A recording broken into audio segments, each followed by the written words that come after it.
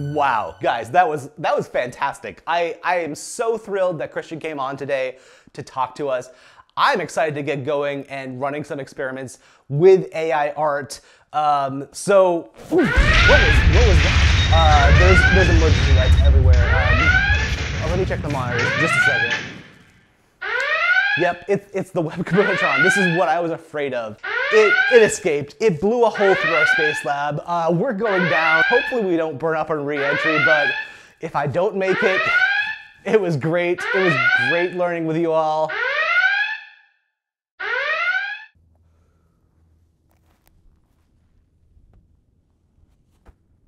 Hey everybody, so as you can see, our Web Componentron did flip out, unfortunately. You know, I had the best intentions for using the Web Componentron this season. It's an amazing power. It's a fridge-sized device. It builds web components for us from experimental technology we find online.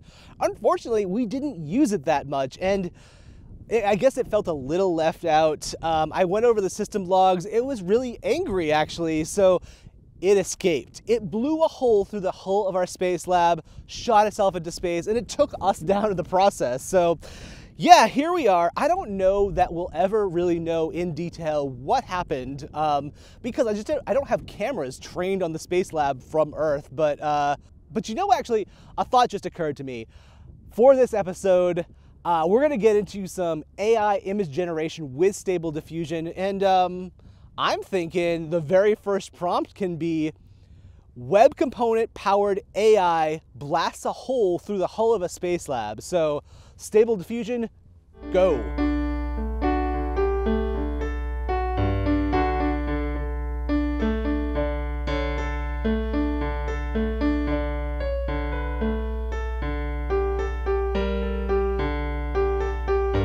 So anyway, like I said, we're not in space anymore, so I think that's a good time to wrap up this season.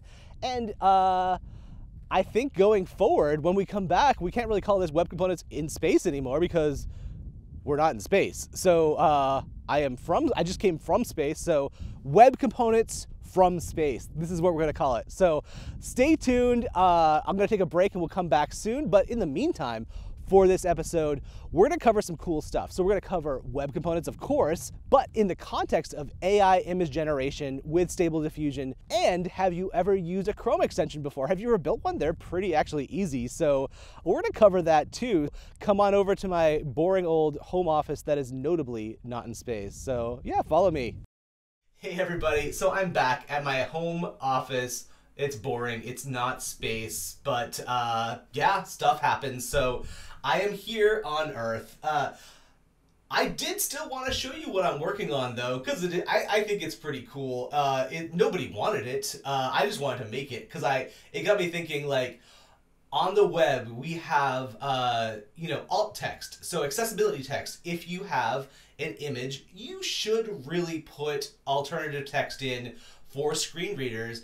Especially if you're visually impaired, so your screen reader might read that text instead of you looking at the image because maybe you don't have that great vision and you need to rely on that alt text. So a lot of pages on the web don't do this well, or even not at all. So I thought, what if I made a Chrome extension to swap an image tag with alt text for my own web component and use the text to generate the images.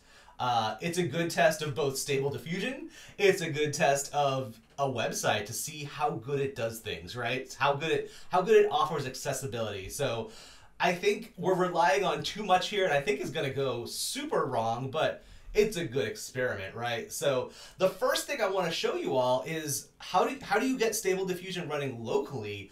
Back in September, I found an interesting article, to say the least, because it's so easy to use. So run Stable Diffusion on your M1 Max GPU. So this was super easy to set up.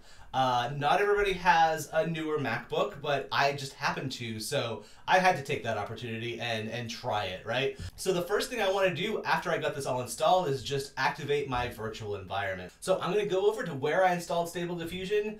and activate that environment there.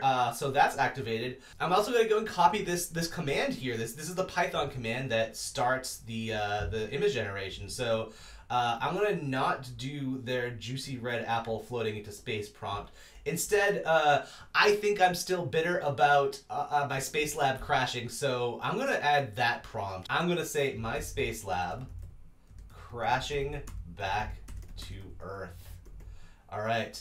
Now I'm going to tell Stable Diffusion, just do your thing, let it go. So unfortunately, on an M1 I found it's a powerful machine, but it does take a long time to generate this image. But while it's doing that, I'm going to say you can install Stable Diffusion like you do here using these instructions, or if you're on a PC with an actual real powerful GPU. I actually just got a recent one. This is a 12 gigabyte one. It's a 3060 RTX. So this has 12 gigs of memory. I think at minimum you want 8, but don't quote me on that, to run Stable Diffusion. But using my PC, I installed, it's an automatic 111 install, which installs a great web UI, which we're not going to need right now, but it's a great web UI to do all of this work, and my images are being generated in 6 seconds. It's kind of amazing. So while I was talking about all that, we finished up here, so I'm going to hop over to my Stable Diffusion folder and load it up and see what we got. Yes, that is pretty poor, I think, in my opinion, but it does look like a Space Lab crashing into something, and there's some like really fake fire here. It's kind of weird. I dig it though. Now I don't know if you've ever built a Chrome extension before, but I was really surprised at how easy it was to build. So first of all, you need a manifest. It kind of describes how everything works, what permissions there are, and then here in this block, we're just saying what JavaScript files do you need. One of the most interesting things here, though, to me, is that we're using a web component. Here the thing is, like, we need the custom elements polyfill. Chrome has supported custom elements for web components for ages now, but I guess not in the Chrome extension context. So we do need to include custom elements JS to polyfill to make our custom element. But other than that, it's real easy. Like, this is the component definition. This is the script tag that runs for the extension. And we have an options page as well.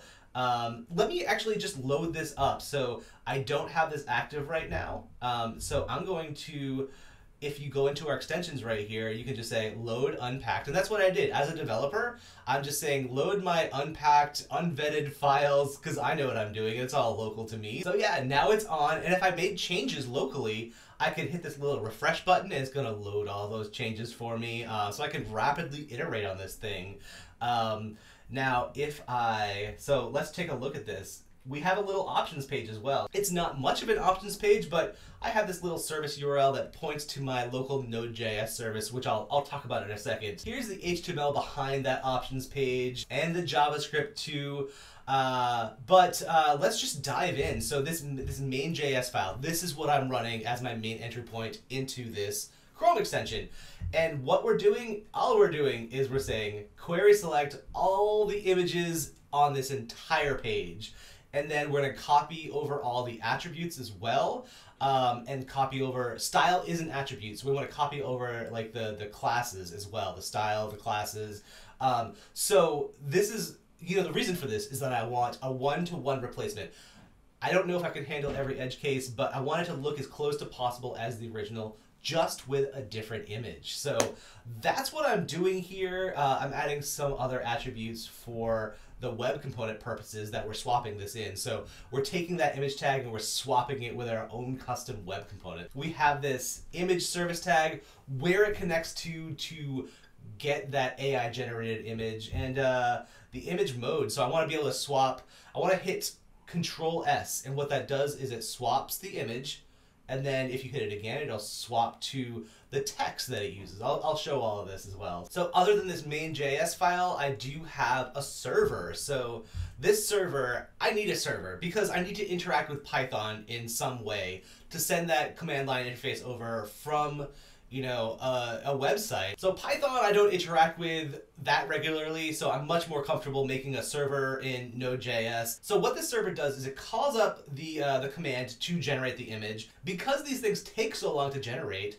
I wanted to be able to have a caching mechanism. So you wait for it to generate, and then once it's done, the web component, it keeps pinging this URL to see, are you done? And if so, it's going to load the image. But this keeps a cache of all the images that it did generate, and that's all in this output folder I have right here. And we do have a JSON file to store, what unique image name is mapped to which the specific prompt from that alt text. So let's load up this demo here. I have this example image tag with a sample image that I've loaded in. And so I'll hit Control S because that's how I swap the image.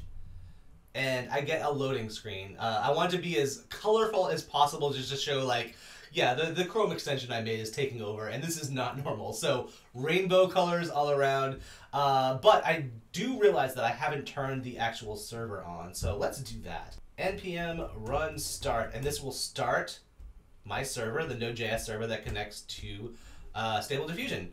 And so let's refresh this. So Control S, swap the image, and right away I had already done this. I had already generated the image, so very quick because it's stored in that output folder. But what is this? Well, Stable Diffusion is really bad at generating text, so much so that it looks like dream text. Like you just can't really read it. But so what is this prompt that I made? Yes, sample text. So this is what it comes up with, but it is working. So we got something going, and like I was saying before, I can do Control S one more time, and it shows the prompt sample text.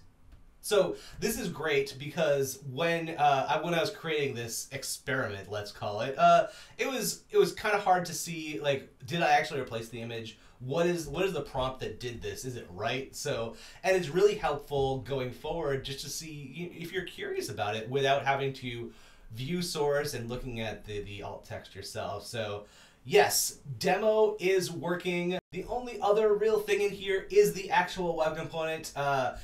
I called it img-replace. So yeah, it's an image replace component. Normal web component things, you won't find anything here that's too difficult. It's just managing the different states when you hit Control S to go from the original to the AI generated to the alt text. So yes, let's see how well Stable Diffusion uses alt text from a web page, any web page online, as a prompt. And at the same time, let's see how well a normal web page offers up its alt text. Is it actually useful? Yeah, so I think this could go wrong any number of ways, but I'm excited to try it out. I've shown you the technology involved behind the scenes, so let's try a recipe website next.